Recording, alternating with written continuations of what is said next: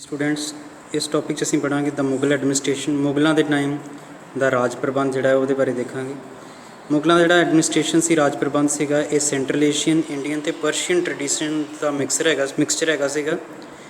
इहदे बारे डिटेल सानूं मिलती है अबुल फजल वालों जिहड़ी बायोग्राफी अकबर की लिखी गई है अकबरनामा। उहदे विच एक पार्ट है आयने अकबरी, उहदे सारी डिटेल दी गई है। सेंट्रल एडमिनिस्ट्रेशन बारे गल करांगे मुगलों की कि केंद्री राज प्रबंध सेंट्रल लैवल ते किवें दा सीगा। किंग जिहड़ा है पूरे सेंट्रल एडमिनिस्ट्रेशन का हैड सीगा। उहदी मदद वास्ते काउंसल ऑफ मिनिस्टर सीगे, बहुत सारे मिनिस्टर्स का ग्रुप हुंदा सीगा जिन्हां चों मेन मिनिस्टर सीगे वकील जो कि प्राइम मिनिस्टर हुंदा सी उस टाइम का। दीवान जां वजीर सीगा जो कि इनकम और खर्चे का मिनिस्टर सीगा। मीर बख्शी जो कि मिलिटरी का हैड सीगा। मीर समान जो कि शाही जिहड़ा महल है उहदा मिनिस्टर सीगा। सदर जिहड़ा है इस्लामिक कानून नूं लागू करने वाला मिनिस्टर सीगा। दैन देख लेने provincial administration. Provincial मीनस state level ते राज प्रबंध किस तरह का सीगा। तो स्टेट लैवल ते जिहड़ा एम्पायर सीगा उन्होंने अलग अलग सूबे वंडिया होया सी। सूबा मीनस स्टेट। हर एक सूबे का एक गवर्नर हुंदा सी जिन्होंने सूबेदार कहा जाता सीगा। सूबा जिहड़ा है अगों बहुत सारे सरकारां दे विच वंडिया हुंदा सी। सरकार मीनस डिस्ट्रिक्ट्स। अगों हर एक सरकार दे विच बहुत सारे परगने हुंदे सीगे और हर एक परगना जिहड़ा है उहदे विच बहुत सारे पिंड हुंदे सीगे। सो इस तरह स्टेट एडमिनिस्ट्रेशन चलती सीगी। जिहड़े ऑफिसर सीगे हर एक डिवीज़न दे विच लगाए जांदे सीगे हर एक लैवल ते, और ऑफिसर्स नूं रैगूलर कैश सैलरी मिलती सी। इस तों बिना खास सेवा के लिए कई ऑफिसर्स नूं जगीरां भी दे दित्तियां जांदियां सीगीआं। लोकल एडमिनिस्ट्रेशन की गल कर लैंदे आ। लोकल लैवल ते राज प्रबंध की तां जिहड़े टाउन सी शहर सी उन्हां दे विच कोतवाल हुंदा सीगा। कोतवाल जिहड़ा है इहदा काम हुंदा सीगा ला एंड ऑर्डर नूं मेनटेन करना। कोतवाल जिहड़ा है शहर दे विच वेट सिस्टम मैजर सिस्टम नूं भी चैक करदा सीगा और इहदे पूरा रिकॉर्ड रखदा सीगा उस शहर दे विच रहण वाले लोकां दा। पुलिस स्टेशन नूं कोतवाली कहा जाता सी और कोतवाली का हैड कोतवाल हुंदा सीगा। कोतवाली नेम जिहड़ा है अज भी नॉर्थ इंडिया यूज़ किया जाता है। फॉर एग्जाम्पल जिवें अमृतसर दे विच कोतवाली की बिल्डिंग अज भी मौजूद है।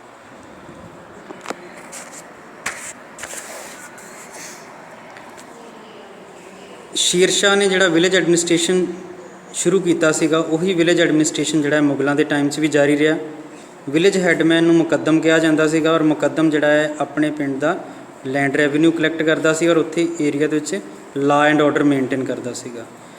पटवारी जिहड़े सीगे ये इस पर्टिकुलर एरिया का जिहड़ा है लैंड रिकॉर्ड और रेवन्यू रिकॉर्ड मेनटेन रखते सीगे। नैक्सट आर्मी की गल कर लैंदे मुगलों के टाइम तो अलग अलग तरह की आर्मी रखी जाती सी मुगलों वालों, जिवें इन्फेंट्री कैवलरी वॉर एलीफेंट्स ते आर्टिलरी। सो पैदल सेना घोड़सवार सेना हाथियों की सेना और तोपखाना जिहड़ा है वो रखा जाता सी। अकबर दे कोल नेवी भी सी जल सेना भी सी लेकिन ये काफ़ी कमज़ोर सीगी।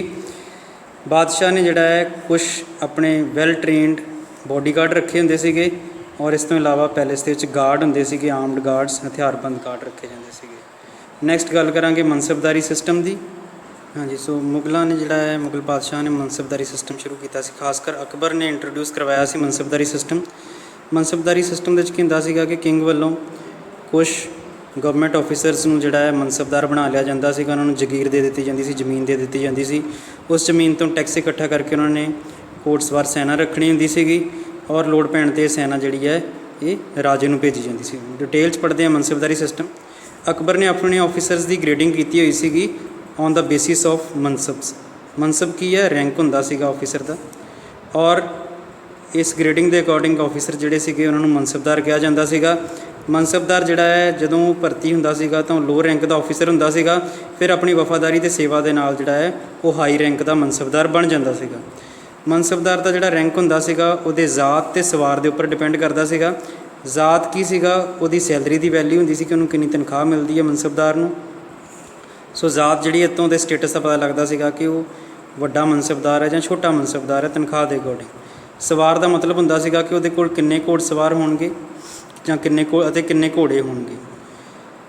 सैलरी जिहड़ी सीगी मनसबदार की वो फिक्स की जाती सी इहदे अकॉर्डिंग ही। अबुल फजल के अकॉर्डिंग जिहड़े मनसबदार हुंदे सीगे 10 इन्हां कोल 10 घोड़सवारां तो लैके 10,000 घोड़सवारां तक बंदे हो सकते सीगे। मनसबदार जिहड़ा सीगा उन्होंने ਫਿਕਸ ਨੰਬਰ ਦੇ ਵਿੱਚ ਜਿਹੜਾ ਹੈ ਐਲੀਫੈਂਟਸ, ਕੈਮਲ ਤੇ ਕਾਰਟਸ ਗੱਡੇ ਰੱਖਣੇ ਪੈਂਦੇ ਸੀਗੇ। ਇੱਕ ਐਸਟੀਮੇਟ ਅੰਦਾਜ਼ੇ ਦੇ ਅਕੋਰਡਿੰਗ ਅਕਬਰ ਦੇ ਜਿਹੜੇ ਮਨਸਬਦਾਰ ਸੀਗੇ ਉਹਨਾਂ ਨੂੰ ਉਸ ਟਾਈਮ 'ਤੇ ਦੁਨੀਆ ਦੇ ਸਾਰੇ ਆਫਿਸਰਸ ਨਾਲੋਂ ਜ਼ਿਆਦਾ ਸੈਲਰੀ ਮਿਲਦੀ ਸੀਗੀ। ਸੈਲਰੀ ਲੈਣ ਤੋਂ ਪਹਿਲਾਂ ਮਨਸਬਦਾਰ ਨੂੰ ਆਪਣੇ ਘੋੜਸਵਾਰਾਂ ਦੀ ਇਨਸਪੈਕਸ਼ਨ ਕਰਾਉਣੀ ਪੈਂਦੀ ਸੀਗੀ। ਇਸ ਤੋਂ ਬਿਨਾਂ ਮਨਸਬਦਾਰੀ ਸਿਸਟਮ ਦੇ ਵਿੱਚ ਕੀ ਸੀਗਾ ਕਿ ਚਿਹਰਾ ਜਿਹੜਾ ਹੈ ਉਹ ਰਿਕਾਰਡ ਕੀਤਾ ਜਾਂਦਾ ਸੀ ਹਰ ਇੱਕ ਘੋੜਸਵਾਰ ਦਾ, ਤਾਂ ਕਿ ਜਿਹੜਾ ਹੈ ਫੌਜੀਆਂ ਦੀ ਸਬਸਟੀਟਿਊਸ਼ਨ ਅਦਲਾ ਬਦਲੀ ਨਾ ਹੋ ਸਕੇ। ਜਿਹੜੇ ਘੋੜੇ ਸੀਗੇ ਉਹਨਾਂ ਦੀ ਬ੍ਰੈਂਡਿੰਗ ਕੀਤੀ ਜਾਂਦੀ ਸੀ, ਦਾਗ ਸਿਸਟਮ ਸੀਗਾ, ਹਰ ਇੱਕ ਘੋੜੇ ਨੂੰ ਬ੍ਰੈਂਡ ਕੀਤਾ ਜਾਂਦਾ ਸੀ ਤਾਂ ਕਿ ਘੋੜਾ ਚੋਰੀ ਨਾ ਹੋ ਸਕੇ। Emperor could use the troops maintained by mansabdar whenever he wished. ਬਾਦਸ਼ਾਹ ਜਦੋਂ ਚਾਹੇ ਮਨਸਬਦਾਰ ਦੇ ਫੌਜੀਆਂ ਦੀ ਸੇਵਾ ਲੈ ਸਕਦਾ ਸੀਗਾ। ਕੁਛ ਮਨਸਬਦਾਰ ਜਿਹੜੇ ਸੀ ਉਹਨਾਂ ਨੂੰ ਕੈਸ਼ ਦੇ ਵਿੱਚ ਪੇਮੈਂਟ ਕੀਤੀ ਜਾਂਦੀ ਸੀ, ਲੇਕਿਨ ਜ਼ਿਆਦਾਤਰ ਮਨਸਬਦਾਰ ਨੂੰ ਜਿਹੜੇ ਸੀਗੇ ਉਹਨਾਂ ਨੂੰ ਜਗੀਰ ਭਾਵ ਜ਼ਮੀਨ ਦੇ ਦਿੱਤੀ ਜਾਂਦੀ ਸੀਗੀ। ਜਗੀਰ ਜਿਹੜੀ ਸੀਗੀ ਇੱਥੋਂ ਜੋ ਟੈਕਸ ਮਿਲਦਾ ਸੀਗਾ ਉਹ ਮਨਸਬਦਾਰ ਦੀ ਇਨਕਮ ਹੁੰਦੀ ਸੀਗੀ। ਜਗੀਰ ਜਿਹੜੀ ਸੀ ਉਹ ਪਰਮਾਨੈਂਟ ਨਹੀਂ ਸੀ ਦਿੱਤੀ ਜਾਂਦੀ ਮਨਸਬਦਾਰਾਂ ਨੂੰ। ਇਹ ਜਗੀਰ ਜਿਹੜੀ ਸੀ ਕਦੇ ਵੀ ਬਦਲੀ ਜਾ ਸਕਦੀ ਸੀਗੀ ਬਾਦਸ਼ਾਹ ਦੇ ਦੁਆਰਾ। ਔਰ ਇਸ ਤੋਂ ਮੈਨੂੰ ਦੱਸਦਾ ਹੈ ਕਿ ਕੁਛ ਜਿਹੜੇ ਰਾਜਪੂਤ ਸਰਦਾਰ ਸੀਗੇ ਜਦੋਂ ਮੁਗਲ ਬਾਦਸ਼ਾਹ ਦੀ ਅਧੀਨਤਾ ਸਵੀਕਾਰ ਕਰ ਲੈਂਦੇ ਸੀਗੇ ਤਾਂ ਉਹਨਾਂ ਨੂੰ ਬਾਦਸ਼ਾਹ ਵੱਲੋਂ ਵਤਨ ਜਗੀਰਾਂ ਦਿੱਤੀਆਂ ਜਾਂਦੀਆਂ ਸੀਗੀਆਂ, ਜੋ ਕਿ ਇੱਕ ਤਰ੍ਹਾਂ ਦਾ ਖਾਨਦਾਨੀ ਰਾਈਟ ਹੁੰਦਾ ਸੀਗਾ। ਉਹਨਾਂ ਦੀ ਜਿਹੜੀ ਜ਼ਮੀਨ ਸੀ ਉਹਨਾਂ ਨੂੰ ਵਾਪਸ ਮੋੜ ਦਿੱਤੀ ਜਾਂਦੀ ਸੀਗੀ, ਜਿਹਨੂੰ ਵਤਨ ਜਗੀਰ ਕਹਿੰਦੇ ਸੀਗੇ। ਮਨਸਬਦਾਰ ਜਿਹੜੇ ਸੀਗੇ ਇਹ ਕੁਛ ਮੁਗਲ ਆਫਿਸਰਸ ਫੌਜਦਾਰਾਂ ਦੀ ਹੈਲਪ ਦੇ ਨਾਲ ਜ਼ਬਰਦਸਤੀ ਕਿਸਾਨਾਂ ਕੋਲੋਂ ਰੈਵਨਿਊ ਇਕੱਠਾ ਕਰ ਸਕਦੇ ਸੀਗੇ। ਅਕਬਰ ਤੋਂ ਬਾਅਦ ਮਨਸਬਦਾਰੀ ਸਿਸਟਮ ਜਿਹੜਾ ਹੈ ਹੌਲੀ ਹੌਲੀ ਹੈਰੀਡਿਟਰੀ ਹੋ ਗਿਆ, ਖਾਨਦਾਨੀ ਹੋ ਗਿਆ। ਬਾਅਦ ਵਿੱਚ ਜ਼ਮੀਨਾਂ ਜਿਹੜੀਆਂ ਸੀਗੀਆਂ ਖੋਈਆਂ ਨਹੀਂ ਸੀ ਜਾਂਦੀਆਂ ਮਨਸਬਦਾਰ ਦੀ ਮੌਤ ਤੋਂ ਬਾਅਦ। ਔਰੰਗਜ਼ੇਬ ਦੇ ਟਾਈਮ ਤੱਕ ਮਨਸਬਦਾਰਾਂ ਦਾ ਜਿਹੜਾ ਨੰਬਰ ਸੀ ਬਹੁਤ ਜ਼ਿਆਦਾ ਵੱਧ ਗਿਆ ਸੀਗਾ, ਜਿਸ ਕਰਕੇ ਜਗੀਰਾਂ ਦੀ ਕਮੀ ਮਹਿਸੂਸ ਕੀਤੀ ਜਾਣ ਲੱਗੀ।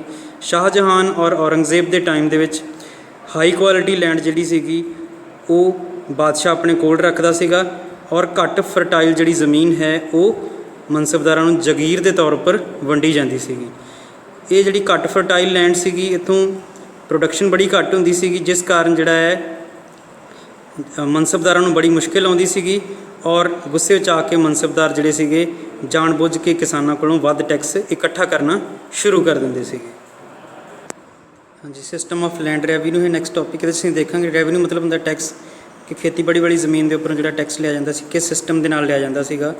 ਅਕਬਰ ਨੇ ਲੈਂਡ ਰੈਵਨਿਊ ਪੋਲਿਸੀ ਸ਼ੁਰੂ ਜਿਹੜੀ ਕੀਤੀ ਸੀਗੀ ਇਹ ਉਹਦੇ ਵਜ਼ੀਰ ਰਾਜਾ ਟੋਡਰਮਲ ਨੇ ਬਣਾਈ ਸੀਗੀ।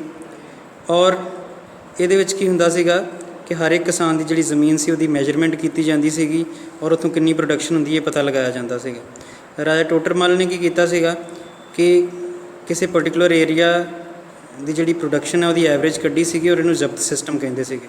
ਇਸ ਸਿਸਟਮ ਦੇ ਅਕੋਰਡਿੰਗ ਸਾਰਾ ਡਾਟਾ ਇਕੱਠਾ ਕਰ ਲਿਆ ਜਾਂਦਾ ਸੀਗਾ ਕਿ ਪਿਛਲੇ 10 ਸਾਲ ਦੇ ਵਿੱਚ ਕਿਸੇ ਪਰਟੀਕੂਲਰ ਏਰੀਆ ਦੇ ਵਿੱਚ ਕਿਹੜੀ ਕ੍ਰੌਪ ਕਲਟੀਵੇਟ ਹੋਈ ਹੈ, ਉੱਥੋਂ ਕਿੰਨੀ ਪ੍ਰੋਡਕਸ਼ਨ ਹੋ ਰਹੀ ਹੈ, ਔਰ ਉੱਥੇ ਜਿਹੜੀ ਪ੍ਰਾਈਸ ਹੈ ਅਲੱਗ-ਅਲੱਗ ਕੀਮਤ ਹੈ ਉਹ 10 ਸਾਲਾਂ 'ਚ ਅਲੱਗ-ਅਲੱਗ ਸਾਲ ਕਿਹੜੀ ਰਹੀ ਹੈ। ਫਿਰ ਇਹਦੀ ਐਵਰੇਜ ਕੱਢੀ ਜਾਂਦੀ ਸੀ ਕਿ ਐਵਰੇਜ ਪ੍ਰੋਡਕਸ਼ਨ ਔਰ ਐਵਰੇਜ ਜਿਹੜੀ ਪ੍ਰਾਈਸ ਹੈ ਉਹ ਕੱਢ ਲਈ ਜਾਂਦੀ ਸੀ 10 ਸਾਲ ਦੀ। ਔਰ ਉਹਦੇ ਅਕੋਰਡਿੰਗ ਜਿਹੜਾ ਹੈ ਸਟੇਟ ਦਾ ਜਿਹੜਾ ਹਿੱਸਾ ਹੈ, ਰੈਵਨਿਊ ਦਾ ਹਿੱਸਾ ਹੈ, ਟੈਕਸ ਦਾ ਹਿੱਸਾ ਹੈ, ਉਹ ਫਿਕਸ ਕਰ ਲਿਆ ਜਾਂਦਾ ਸੀਗਾ। ਐਵਰੇਜ ਪ੍ਰੋਡਕਸ਼ਨ ਦਾ 1/3 ਪਾਰਟ ਜਿਹੜਾ ਹੈ ਉਹ ਟੈਕਸ ਲਗਾਇਆ ਜਾਂਦਾ ਸੀਗਾ ਪ੍ਰੋਡਕਸ਼ਨ ਦੇ ਉੱਪਰ। ਇਹ ਜਿਹੜਾ ਟੈਕਸ ਸੀਗਾ ਇਹ ਕੈਸ਼ ਵਿੱਚ ਜਾਂ ਹੋਰ ਕਿਸੇ ਤਰੀਕੇ ਨਾਲ ਪੇ ਹੋ ਸਕਦਾ ਸੀਗਾ। ਕਿਸਾਨ ਕਰਜ਼ਾ ਲੈ ਕੇ ਵੀ ਜਿਹੜਾ ਹੈ ਕੈਸ਼ ਪੇ ਕਰ ਸਕਦੇ ਸੀਗੇ ਸਰਕਾਰ ਨੂੰ। ਜ਼ਬਤ ਸਿਸਟਮ ਜਿਹੜਾ ਹੈ ਲਾਹੌਰ ਔਰ ਇਲਾਹਾਬਾਦ ਦੇ ਵਿਚਕਾਰਲੇ ਜਿਹੜੀਆਂ ਸਟੇਟਸ ਸੀਗੀਆਂ ਉੱਥੇ ਲਗਾਇਆ ਗਿਆ। ਮਾਲਵਾ ਵਿੱਚ, ਗੁਜਰਾਤ ਦੇ ਕੁਛ ਪਾਰਟਸ ਦੇ ਵਿੱਚ ਵੀ ਇਹ ਜ਼ਬਤ ਸਿਸਟਮ ਲਾਗੂ ਕੀਤਾ ਗਿਆ। ਇਹ ਜਿਹੜੇ ਸਟੇਟਸ ਸੀਗੀਆਂ ਇਹਨਾਂ ਨੂੰ ਅਲੱਗ-ਅਲੱਗ ਸਰਕਲਸ ਦੇ ਵਿੱਚ ਵੰਡ ਦਿੱਤਾ ਗਿਆ, ਔਰ ਹਰ ਇੱਕ ਸਰਕਲ ਦੀ ਜਿਹੜੀ ਐਵਰੇਜ ਪ੍ਰੋਡਕਸ਼ਨ ਆ ਉਹ ਕੱਢ ਲਈ ਗਈ, ਔਰ ਉਹਦੇ ਅਕੋਰਡਿੰਗ ਟੈਕਸ ਲਗਾ ਦਿੱਤਾ ਗਿਆ। ਸ਼ਾਹਜਹਾਨ ਦੇ ਟਾਈਮ ਦੇ ਵਿੱਚ ਡੈਕਨ ਏਰੀਆ ਦੇ ਵਿੱਚ ਵੀ ਜਿਹੜਾ ਹੈ ਜ਼ਬਤ ਸਿਸਟਮ ਲਾਗੂ ਕੀਤਾ ਗਿਆ ਸੀਗਾ।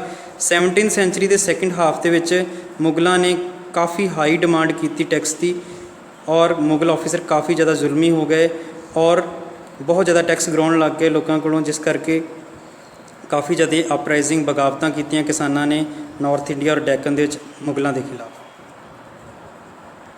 ਇਸ ਟੌਪਿਕ ਦੇਖਾਂਗੇ ਕਿ ਟੈਕਸ ਕਿਵੇਂ ਕਲੈਕਟ ਕੀਤਾ ਜਾਂਦਾ ਸੀਗਾ। ਜਿਹੜੀ ਜ਼ਮੀਨ ਜਿਹੜੀ ਹੈ ਜਿਸ ਤੋਂ ਸਿੱਧਾ ਸਰਕਾਰੀ ਖਜ਼ਾਨੇ ਦੇ ਵਿੱਚ ਟੈਕਸ ਜਮ੍ਹਾਂ ਹੁੰਦਾ ਸੀ ਉਸ ਜ਼ਮੀਨ ਨੂੰ ਖਲੀਸਾ ਕਿਹਾ ਜਾਂਦਾ ਸੀਗਾ, ਔਰ ਜ਼ਮੀਂਦਾਰ ਜਿਹੜੇ ਸੀਗੇ ਉਹ ਟੈਕਸ ਇਕੱਠਾ ਕਰ ਸਕਦੇ ਸੀਗੇ ਇਹਨਾਂ ਲੈਂਡਸ ਤੋਂ, ਔਰ ਸਰਕਾਰੀ ਖਜ਼ਾਨੇ ਦੇ ਵਿੱਚ ਜਮ੍ਹਾਂ ਕਰਾਉਂਦੇ ਸੀਗੇ। ਜ਼ਮੀਂਦਾਰ ਜਿਹੜੇ ਸੀਗੇ ਉਹ ਟੈਕਸ ਦੇ ਵਿੱਚੋਂ ਕੁਝ % ਹਿੱਸਾ ਆਪਣੇ ਕੋਲ ਰੱਖ ਸਕਦੇ ਸੀਗੇ, ਔਰ ਇਸ ਤੋਂ ਬਿਨਾਂ ਹੋਰ ਦੂਜੇ ਟੈਕਸ ਵੀ ਲੈ ਸਕਦੇ ਸੀਗੇ। ਜ਼ਮੀਂਦਾਰ ਜਿਹੜੇ ਸੀ ਆਪਣੇ ਕੋਲ ਕੁਝ ਸੈਨਿਕ ਰੱਖਦੇ ਸੀਗੇ ਤਾਂ ਕਿ ਉਹ ਉਹਨਾਂ ਦੀ ਮਦਦ ਨਾਲ ਟੈਕਸ ਇਕੱਠਾ ਕਰ ਸਕਣ। ਬਾਦਸ਼ਾਹ ਜਿਹੜਾ ਹੈ ਕੁਝ ਟੈਕਸ ਫ੍ਰੀ ਲੈਂਡ ਵੀ ਗ੍ਰਾਂਟ ਵਿੱਚ ਦਿੰਦਾ ਸੀਗਾ ਵੱਡੇ ਵੱਡੇ ਵਿਦਵਾਨਾਂ ਨੂੰ, ਹੋਲੀਮੈਨ ਨੂੰ, ਪੁਜਾਰੀਆਂ ਨੂੰ ਜਿਵੇਂ, ਔਰ ਧਾਰਮਿਕ ਸੰਸਥਾਵਾਂ। ਔਰ ਇਹਨਾਂ ਟੈਕਸ ਫ੍ਰੀ ਲੈਂਡਸ ਤੋਂ ਇਹ ਧਾਰਮਿਕ ਸੰਸਥਾਵਾਂ ਜਾਂ ਹੋਲੀ ਪਰਸਨ ਜਿਹੜੇ ਨੇ ਉਹ ਰੈਵਨਿਊ ਇਕੱਠਾ ਕਰਕੇ ਆਪਣਾ ਗੁਜ਼ਾਰਾ ਚਲਾ ਸਕਦੇ ਸੀਗੇ। ਇਹ ਪੂਰੀ ਉਮਰ ਵਾਸਤੇ ਇਹਨਾਂ ਨੂੰ ਦਿੱਤੀਆਂ ਜਾਂਦੀਆਂ ਸੀਗੀਆਂ। ਇਸ ਜ਼ਮੀਨ ਨੂੰ ਸੁਯਰਗਲ ਵੀ ਕਿਹਾ ਜਾਂਦਾ ਸੀਗਾ। ਨੈਕਸਟ ਹੈ ਅਕਬਰ ਦਾ ਗ੍ਰੇਟੈਸਟ ਮੁਗਲ। ਅਕਬਰ ਨੂੰ ਸਭ ਤੋਂ ਮਹਾਨ ਮੁਗਲ ਬਾਦਸ਼ਾਹ ਕਿਹਾ ਜਾਂਦਾ ਹੈ ਇਸ ਵਾਸਤੇ ਕਿਉਂਕਿ he built a vast empire, ਔਰ ਉਹਨੇ ਉਹਦਾ ਰਾਜ ਵੀ ਬਹੁਤ ਵੱਡਾ ਸੀਗਾ। But in doing so he always use diplomacy instead of force wherever possible. ਲੇਕਿਨ ਉਹਨੇ ਤਾਕਤ ਦੀ ਜਗ੍ਹਾ 'ਤੇ ਜ਼ਿਆਦਾਤਰ ਜਿਹੜਾ ਹੈ ਆਪਣੀ ਡਿਪਲੋਮੇਸੀ, ਕੂਟਨੀਤੀ ਵਰਤੀ ਹੈ। Akbar is greatly respected for his wise policies. ਉਹਦੀਆਂ ਜਿਹੜੀਆਂ ਪੋਲਿਸੀਜ਼ ਸੀ ਬਹੁਤ ਅੱਛੀਆਂ ਸੀਗੀਆਂ, ਇਸ ਕਰਕੇ ਵੀ ਉਹਨੂੰ ਗ੍ਰੇਟ ਕਿਹਾ ਜਾਂਦਾ ਹੈ। ਇੱਕ ਇੱਕ ਕਰਕੇ ਉਹਦੀਆਂ ਪੋਲਿਸੀਜ਼ ਪੜ੍ਹਦੇ ਹਾਂ ਜਿਸ ਕਰਕੇ ਉਹਨੂੰ ਗ੍ਰੇਟ ਕਿਹਾ ਜਾਂਦਾ ਹੈ। ਪਹਿਲੀ ਹੈ ਰਾਜਪੂਤ ਪੋਲਿਸੀ।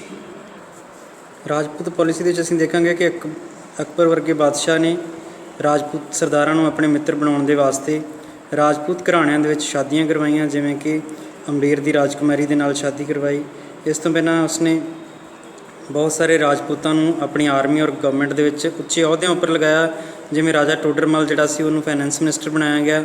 ਰਾਜਾ ਭਗਵਾਨ ਦਾਸ ਔਰ ਉਹਦੇ ਬੇਟੇ ਮਾਨ ਸਿੰਘ ਨੂੰ ਵੀ ਆਰਮੀ ਦੇ ਵਿੱਚ ਉੱਚੇ ਅਹੁਦਿਆਂ ਉੱਪਰ ਲਗਾਇਆ ਗਿਆ। ਬਹੁਤ ਸਾਰੇ ਰਾਜਪੂਤ ਰਾਜੇ ਜਿਹੜੇ ਸੀ ਆਪਣੀ ਮਰਜ਼ੀ ਦੇ ਨਾਲ ਅਕਬਰ ਦੇ ਫਰੈਂਡ ਬਣ ਗਏ ਔਰ ਉਹਨਾਂ ਨੇ ਉਹਦੀ ਪੂਰੀ ਮਦਦ ਕੀਤੀ। ਕੁਛ ਜਿਹੜੇ ਸੀਗੇ ਰਾਜਪੂਤ, ਜਿਵੇਂ ਰਾਜਪੂਤ ਆਫ ਮੇਵਾੜ, ਉਹਨਾਂ ਨੇ ਅਕਬਰ ਦਾ ਵਿਰੋਧ ਕੀਤਾ। ਲੇਕਿਨ ਅਗਰ ਕੋਈ ਵਿਰੋਧੀ ਰਾਜਪੂਤ ਰਾਜਾ ਜਿਹੜਾ ਹੈ ਅਕਬਰ ਦੇ ਸਾਹਮਣੇ ਆਤਮ ਸਮਰਪਣ ਕਰ ਦਿੰਦਾ ਸੀਗਾ ਤਾਂ ਉਹਨੂੰ ਉਹਦੀ ਜ਼ਮੀਨ ਜਿਹੜੀ ਹੈ, ਉਹਦਾ ਇਲਾਕਾ ਜਿਹੜਾ ਹੈ ਵਤਨ ਜਾਗੀਰ ਵਜੋਂ ਵਾਪਸ ਕਰ ਦਿੱਤਾ ਜਾਂਦਾ ਸੀਗਾ। ਅਕਬਰ ਦੀ ਧਾਰਮਿਕ ਪੋਲਿਸੀ ਦੇਖ ਲੈਂਦੇ ਹਾਂ। ਅਕਬਰ ਹਿੰਦੂਆਂ, ਸੂਫੀਆਂ ਔਰ ਫੋਰਨਰਸ ਦੇ ਨਾਲ ਈਜ਼ੀਲੀ ਮਿਕਸ ਹੋ ਜਾਂਦਾ ਸੀਗਾ। ਉਹ ਸਾਰੇ ਧਰਮਾਂ ਨੂੰ ਬਰਾਬਰ ਸਮਝਦਾ ਸੀਗਾ ਔਰ ਉਹਨੇ ਬਹੁਤ ਸਾਰੇ ਜਿਹੜੇ ਯਾਤਰੀ ਟੈਕਸ ਲੱਗੇ ਹੋਏ ਸੀ ਜਾਂ ਜਜ਼ੀਆ ਟੈਕਸ ਲੱਗਾ ਹੋਇਆ ਸੀ ਨਾਨ ਮੁਸਲਿਮਸ ਦੇ ਉੱਪਰ, ਉਹ ਖ਼ਤਮ ਕਰ ਦਿੱਤੇ। ਔਰ ਈਵਨ ਰਾਜਪੂਤਾਂ ਦੇ ਬਹੁਤ ਸਾਰੇ ਫੈਸਟੀਵਲਸ ਖੁਦ ਸੈਲੀਬ੍ਰੇਟ ਕਰਦਾ ਸੀਗਾ। ਅਕਬਰ ਜਿਹੜਾ ਸੀਗਾ ਸੂਫੀ ਸੰਤ ਸਲੀਮ ਚਿਸ਼ਤੀ ਦੀ ਬਹੁਤ ਰਿਸਪੈਕਟ ਕਰਦਾ ਸੀ। ਇਸੇ ਤਰ੍ਹਾਂ ਹੀ ਸਿੱਖਾਂ ਦੇ ਗੁਰੂ ਸ੍ਰੀ ਗੁਰੂ ਰਾਮਦਾਸ ਜੀ ਦੀ ਬਹੁਤ ਰਿਸਪੈਕਟ ਕਰਦਾ ਸੀਗਾ। ਉਹਨੇ ਸ੍ਰੀ ਗੁਰੂ ਰਾਮਦਾਸ ਜੀ ਨੂੰ ਅੰਮ੍ਰਿਤਸਰ ਦੇ ਵਿੱਚ ਜ਼ਮੀਨ ਵੀ ਪ੍ਰੋਵਾਈਡ ਕੀਤੀ ਸੀਗੀ। ਇੱਥੇ ਹਰਿਮੰਦਰ ਸਾਹਿਬ ਬਣਾਇਆ ਗਿਆ ਸੀਗਾ। ਅਕਬਰ ਨੇ ਫਤਿਹਪੁਰ ਸੀਕਰੀ ਦੇ ਵਿੱਚ ਜਿਹੜਾ ਹੈ ਇੱਕ ਹਾਲ ਬਣਾਇਆ ਸੀ, ਇਬਾਦਤ ਖਾਨਾ, ਜਿਹਨੂੰ ਨਾਮ ਦਿੱਤਾ ਗਿਆ। ਇਬਾਦਤ ਖਾਨਾ ਦੇ ਵਿੱਚ ਅਲੱਗ-ਅਲੱਗ ਧਰਮਾਂ ਦੇ ਜਿਹੜੇ ਲੀਡਰ ਸੀਗੇ, ਸਕਾਲਰ ਸੀਗੇ, ਉਹ ਇਕੱਠੇ ਹੋ ਕੇ ਡਿਸਕਸ਼ਨ ਕਰਦੇ ਸੀਗੇ। ਅਕਬਰ ਨੇ ਸਾਰੇ ਰਿਲੀਜਨਸ ਦੇ ਅੱਛੇ ਪੁਆਇੰਟਸ ਨੂੰ ਇਕੱਠੇ ਕਰਕੇ ਦੀਨ ਇਲਾਹੀ ਫੇਥ ਸ਼ੁਰੂ ਕਰਵਾਇਆ। ਦੀਨ ਇਲਾਹੀ ਦੇ ਵਿੱਚ ਸਾਰੇ ਹੀ ਧਰਮਾਂ ਦੇ ਵਿੱਚ ਸੁਲ੍ਹਾ ਸਫਾਈ ਔਰ ਸਾਰੇ ਧਰਮਾਂ ਦੇ ਆਪਸੀ ਮੇਲ ਦੇ ਉੱਪਰ ਜ਼ੋਰ ਦਿੱਤਾ ਜਾਂਦਾ ਸੀਗਾ।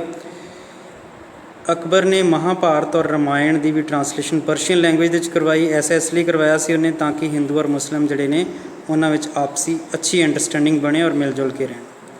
ਕਲਚਰਲ ਕੰਟਰੀਬਿਊਸ਼ਨ ਦੇਖ ਲੈਂਦੇ ਹਾਂ। ਕਲਚਰਲ ਕੰਟਰੀਬਿਊਸ਼ਨਸ ਦੇਖਾਂਗੇ ਕਲਚਰ ਵਾਸਤੇ ਉਹਨੇ ਕੀ ਕੀ ਕੀਤਾ ਅਕਬਰ ਨੇ। ਅਕਬਰ ਜਿਹੜਾ ਹੈ ਉਹਨੇ ਕਦੀ ਵੀ ਫਾਰਮਲ ਐਜੂਕੇਸ਼ਨ ਨਹੀਂ ਸੀ ਲਈ, ਲੇਕਿਨ ਇਹਦੇ ਬਾਵਜੂਦ ਉਹਨੂੰ ਐਜੂਕੇਸ਼ਨ ਦਾ ਬੜਾ ਸ਼ੌਂਕ ਸੀਗਾ। ਇਹ ਮੰਨਿਆ ਜਾਂਦਾ ਹੈ ਕਿ ਅਕਬਰ ਦੀ ਲਾਇਬ੍ਰੇਰੀ ਦੇ ਵਿੱਚ 4000 ਤੋਂ ਜ਼ਿਆਦਾ ਹੱਥ ਨਾਲ ਲਿਖੀਆਂ ਹੋਈਆਂ ਬੁੱਕਸ ਸੀਗੀਆਂ।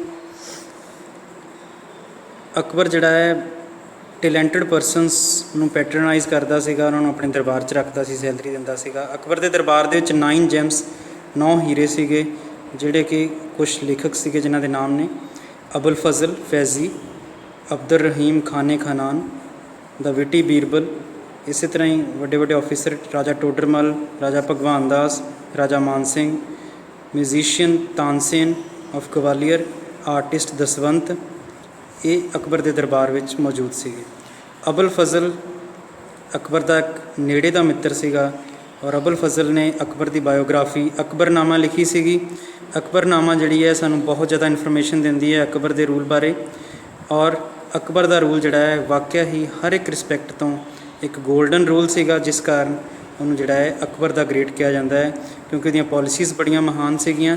ਸੋ ਪੋਲਿਸੀਜ਼ ਦੇ ਕਾਰਨ ਖਾਸ ਕਰਕੇ ਅਕਬਰ ਨੂੰ ਅਕਬਰ ਦਾ greatest Mughal ਕਿਹਾ ਜਾਂਦਾ ਹੈ। So this concludes your lesson. Thank you. Next we will do the question answers.